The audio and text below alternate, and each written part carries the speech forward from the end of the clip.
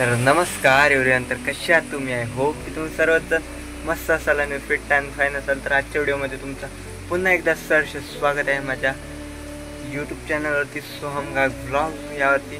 तर गाईज आजच्या व्हिडिओमध्ये तुम्हाला असं सांगू इच्छितो की गाईज सगळीकडे म्हणजे मी आता तुम्हाला रील वगैरे तुम्ही बघितला असाल, झाडांच्याबद्दल मी टाकते स्टोरी वगैरे. तुम्ही बोला असेल मी सारखा झाडांच्याबद्दल इतके व्हिडिओ का टाकते.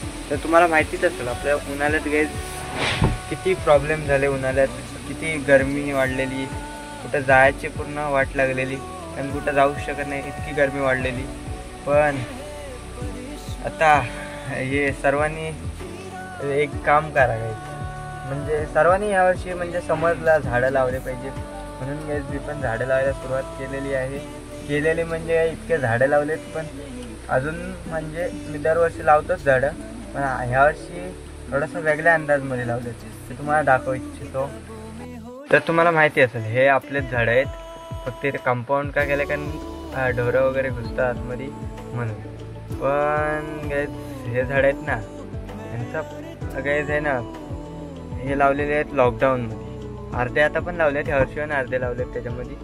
पण ह्यावर्षी मी थोडासा नवीन हे केला एक्सपेरिमेंट, बोललो थोडासा नवीन अंदाजमध्ये करूया. कारण नवीन अंदाज म्हणजे थोडासा आपला वरती पण करूया घराच्या. तर हे बघा इतके झाडं लावली, इथून स्टार्ट होतात झाडं गाईज, बघू शकता. इथून परत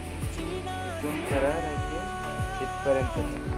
तर गाईज हे झाडं लावण्याचा मेन उद्देश म्हणजे काय, सर्वांना सांगू इच्छितो की झाडं गाईज लावा. झाडं लावाल तरच आपली पुढची लाईफ आहे ती म्हणजे ऑक्सिजन आपल्याला मिळेल. कारण जर तुम्हाला तो एक आपला फोटो होता, एक ऑक्सिजनचा सिलेंडर होता पाठीमागं आणि ऑक्सिजन लावला होता आणि माणूस रस्त्याने चालला होता, ही परिस्थिती येऊ शकते. कारण की ओव्हरहीट वाढते, झाडं नसले तर ऑक्सिजन कसं मिळेल, ते तर आहेच ना गाईज.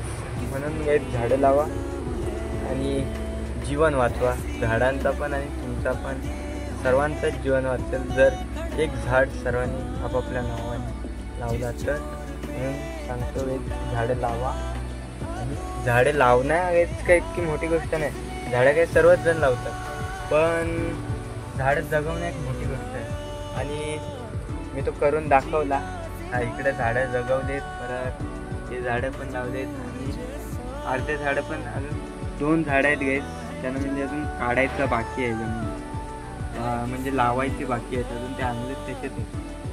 आणि पाऊस तर चेक करू शकता गाईज महाराष्ट्रामध्ये किती, महाराष्ट्रामध्ये नाही इतका पण रायगड जिल्ह्यामध्ये इतका पडतोय. रोहा तालुक्यामध्ये रोहा बहुतेक तर गाईज डुबला आहे.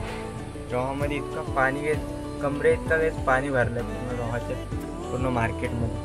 आणि इथं तर बघू शकता किती पाऊस आहे. आणि परत इतका पाऊस नाही पण वारा गाईज जाम आहे. झाडच तुम्हाला सांगता येते, बघा वारा किती आहे. आणि गाईज कॅमेरा क्वालिटीमध्ये आता फरक कसा वाटला या ब्लॉगमध्ये एक कमेंट करून नक्की सांगा. आणि व्हिडिओ बघण्यासाठी धन्यवाद, थँक्यू फॉर वॉचिंग. बाय. असेच व्हिडिओ पुन्हा एकदा नवीन ब्लॉगमध्ये, तोपर्यंत bye bye, tata, see you. आणि झाडे लावा, झाडे जगवा.